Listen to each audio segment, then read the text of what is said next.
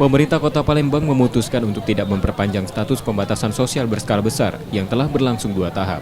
Keputusan itu diambil setelah Palembang beralih dari zona merah penyebaran COVID-19 ke zona orange atau risiko sedang, berdasarkan perhitungan 14 indikator kesehatan yang ditetapkan gugus tugas. Situasi penyebaran corona di Palembang dianggap lebih baik dibandingkan sebelumnya. Strategi penanggulangan COVID-19 selanjutnya akan beralih ke penegakan disiplin protokol kesehatan. Tidak ada lagi pembatasan pada kegiatan tempat usaha, pusat perbelanjaan atau transportasi. Namun pelaksanaan protokol kesehatan tetap dilakukan, seperti pemakaian masker di tempat umum, menjaga jarak dan mencuci tangan. Untuk memastikan hal tersebut, 1.700 petugas gabungan akan dikerahkan, terutama ke pasar tradisional yang cenderung lebih rawan.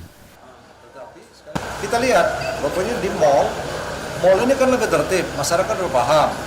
Nah justru kan di pasar tradisional yang belum, jadi akan kita alihkan ke pasar tradisional. Kemudian checkpoint ini kita nunggu, beda. Nah sekarang ini nunggu ini artinya masyarakat yang belum sadar, tapi semua daerah kan sudah melakukan ini kan, sudah melakukan protokol kesehatan ini.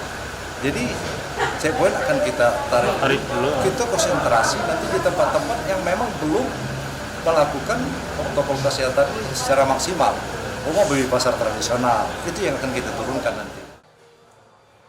Pelaksanaan penegakan disiplin protokol kesehatan berdasarkan aturan teknis pemerintah pusat. Pemerintah daerah akan menyesuaikan dengan kondisi di daerah.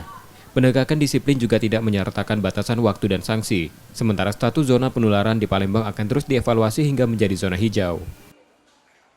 Rizky Nurmizan, Kompas TV, Palembang.